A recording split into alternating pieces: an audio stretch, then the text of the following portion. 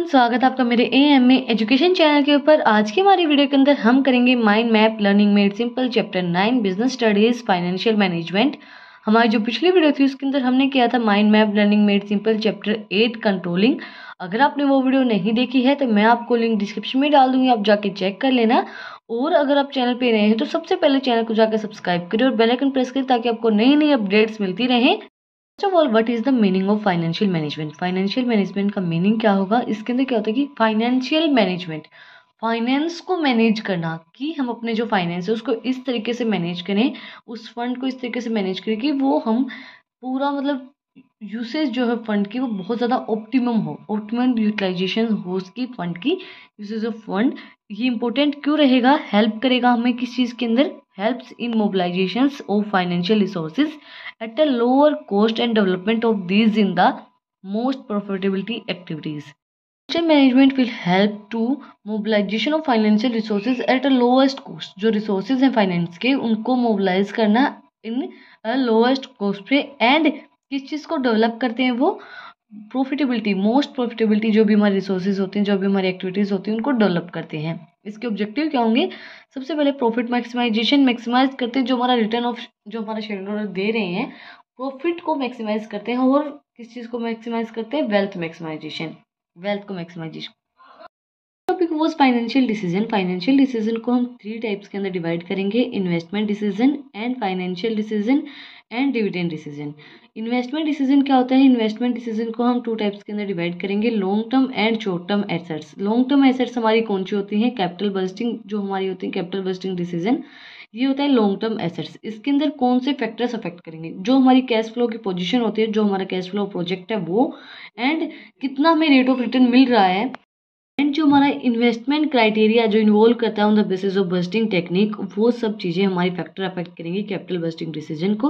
और जो हमारी वर्किंग कैपिटल होती है, जो हमारी शॉर्ट टर्म इन्वेस्टमेंट होती है, उसको कौन सी चीज़ें अफेक्ट करेंगी? जो हमारा नेचर ऑफ बिजनेस है, हमारी क्रेडिट पॉलिसीज कौन सी हैं, और जो हमारा प्राइस लेवल चेंज जो हो रहा है उस चीज़ को, और जो मार्केट के अंदर कंपटीशन है, वो सब चीज़ें हमारी वर्किंग कैपिटल को अफेक्ट करेंगी। हमारी शॉर्ट टर्म जो हमारा इन्वेस्टमेंट डिसीजन होता है उस चीज़ को अफेक्ट करेंगी।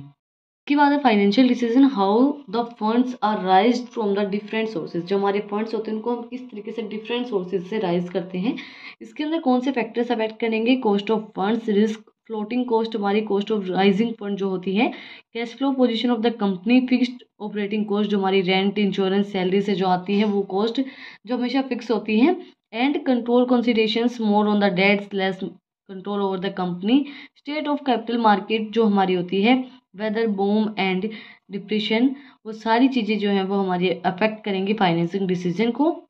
Last and finally is dividend decision. Dividend decision मतलब कि हम डिवाइड करेंगे among of profits to be paid as a dividend. हमारा जो प्रॉफिट है उसको किस चीज़ के अंदर डिवाइड करेंगे कि हमें उस प्रॉफिट के अंदर से कितना डिविडेंड पे करना है। इसके अंदर कौन से फैक्टर्स अफेक्ट करेंगे? Factor affecting amount of funding, कितना हमने अर्न किया है, सुटेबिलिटी ऑफ फंडिंग, हमारी जो अर्निंग है वो सुटेबल है या नहीं है, ग्रोथ अपॉर्चुनिटी, हमारे पास कितनी ग्रोथ अपॉर्चुनिटीज आई हैं, कैश फ्लो पोजीशन हमारी कैसी है, शेयर होल्डर प्रेफरेंस है या इक्विटी शेयर होल्डर है, टैक्सेशन पॉलिसीज एक्सेट्रा। ये सारी चीज़ें हमारी डिविडेंड डिसीजन को अफेक्ट करेंगी। Then next topic was financial planning. इसके अंदर financial planning ensure smooth operations by focusing on funds their ability in the light of financial decision in requirement. जो भी हमारी एबिलिटीज़ हैं, फाइनेंशियल प्लानिंग का मतलब क्या होता है? वो फोकस करते हैं कि हमारे फ्यूचर के अंदर कोई भी ऐसी सर्कमस्टांसेस हो जाए, कोई भी ऐसे शौक वगैरह हमें मिले, सरप्राइज हमें मिले, जिससे हमारा फाइनेंस हिल सकता है, फाइनेंस के अंदर हमारी जो पोजीशन है वो डाउन जा सकती है। तो हम पहले से अपने फाइनेंस की प्लानिंग करके चलते कि अगर ऐसा कुछ भी होता है, कोई भी सर्कमस्टांसेस होते हैं, तो उसमें हम उस चीज़ को हैंडल कर पाएँ। इसके लिए इसकी इम्पोर्टेंस क्या होती है? ये क्या करता है? प्रिपेयर करता है फ्यूचर चैलेंजेस को, और कोई भी अवॉइड करता है, हमें शॉक एंड सरप्राइज मिलते हैं तो उस चीज़ में हेल्प करेगा। हमें कोई भी शौक मिला है कि मतलब फॉर एग्जांपल हमें लॉस हुआ है, तो वो हमारे लिए शौक होगा कि भाई हमें लॉस हो गया है। तो अगर हमने पहले से अपना जो फाइनेंस है वो प्लान करके चल रखा है कि अच्छी हमारी फाइनेंशियल कंडीशन पहले से अच्छी है, तो हमें ज़्यादा तकलीफ आगे नहीं आएगी। फॉर एग्जाम्पल अभी कुछ समय पहले हमारे पूरे देश में कोरोना हो गया था, तो दैट्स वाई वहाँ पे पूरा सब कुछ बंद हो गया था, हम कहीं भी नहीं आ जा पा रहे थे। किसी ने भी नहीं सोचा था कि ऐसा कुछ होगा, बट हो गया था। लेकिन वो शौक हमें मिला था कि भाई हमारा पूरा देश बंद हो गया है, बट उस टाइम पे अगर किसी ने अपने फाइनेंस की पूरी प्लानिंग कर रखी थी, भाई पूरा आगे का बैकअप था कि अगर ऐसा कुछ हो जाता है, फॉर एग्जाम्पल हमें हमेशा बुरा ही सोच के चलना चाहिए। अगर ऐसा कुछ हो जाता है तो हमारे पास पूरा फाइनेंशियल बैकअप हमारा होना चाहिए। जिसके पास भी पूरा फाइनेंशियल बैकअप था उसको ज़्यादा दिक्कत नहीं हुई, क्योंकि पैसे से सारी चीज़ें अवेलेबल हो पा रही थी, खाने की चीज़ें भी हर चीज़ मिल पा रही थी। बट अगर जिसकी फाइनेंशियल कंडीशन अच्छी नहीं थी और जो मतलब इंसान ने पूरा फाइनेंशियल अपना बैकअप नहीं बना रखा था और वो उसके पास पैसे नहीं थे उस टाइम पे अवेलेबल, तो उन्होंने मान लीजिए 2-3 महीने तो फिर भी निकाल लिए होंगे, बट पूरा हमारा 1 साल तक हमारा देश लगभग बंद ही रहा है, सारे काम लगभग बंद ही रहे हैं। तो उस चीज़ में उस फेज से गुजरना बहुत ज़्यादा डिफ़िकल्टीज हुई होंगी उन लोगों को। तो दैट्स वाई हमें अपनी जो डेली लाइफ होती है उसके अंदर भी अपनी पूरी जो फाइनेंशियल प्लानिंग होती है वो करके चलनी चाहिए आगे के लिए, क्योंकि आगे पता नहीं कुछ भी क्या हो सकता है। किसी ने भी नहीं सोचा था कि कोरोना आएगा, बट आ गया ना, तो उस चीज़ को फेस करने के लिए कुदरत है, कुछ भी हो सकता है। तो दैट्स वाई हमें हर चीज़ को फेस करने के लिए अपना पूरा फाइनेंशियल बैकअप हमारे पास होना चाहिए। इसके बाद है हेल्प करेगा हमारा किस चीज़ के अंदर, कोऑर्डिनेशन के अंदर। हेल्प टू एस्टिमेट, जो भी हमारे वेस्टफुल एफर्ट्स होते हैं उनको एस्टिमेशन लगाने में हेल्प करेगा, फैसिलिटेट करेगा फाइनेंशियल कंट्रोल, हमारा फाइनेंस को कंट्रोल करने में हेल्प करेगा। देन इसके ऑब्जेक्टिव क्या होंगे, ये हमें बताएगा कि हमारे पास कितना फंड अभी अवेलेबल है। जब हमारे पास रिक्वायरमेंट होगी उस फंड की, वही हमें ज़रूरत है उस फंड की, तो हमें बताएगा कि अभी हमारे पास कितना फंड अवेलेबल है। To ensure ability of funds whenever required, जब हमें रिक्वायर्ड होगा तो हमें बताएगा कि हमारे पास अभी कितना फंड अवेलेबल है। And to see that the firm does not raise finance unnecessary, और ये बताता है कि हमारा जो फंड जितना हमारा राइज हो रहा है वो सही तरीके से हो रहा है, नॉट राइज फाइनेंशियल। अगर हमारी फाइनेंशियल कंडीशन अच्छी नहीं चली तो उन सब चीज़ों को बताने के लिए फाइनेंशियल प्लानिंग हमें हेल्प करेगी।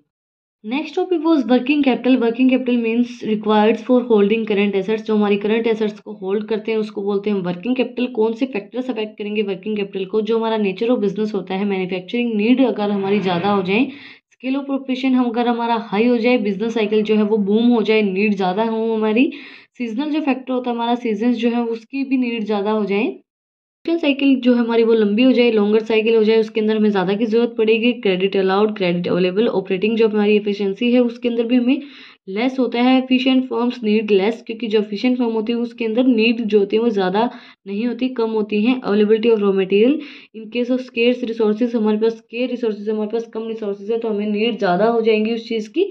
जो हमारा ग्रोथ पर्सपेक्टिव है, मोर ग्रोथ पोटेंशियल नीड्स मोर, अगर हमारी ज़्यादा ग्रोथ होगी तो हमें नीड भी ज़्यादा होंगी उस चीज़ की। एंड लेवल ऑफ कंपटीशन हमारा कितना है, मोर कंपटीशन मोर नीड, अगर हमारा ज़्यादा कंपटीशन होगा तो ज़्यादा हमें नीड्स होंगी। And influence, during influence needs more, अगर हमारा इन्फ्लुएंस होगा तो अभी हमें ज़्यादा की ज़रूरत होगी।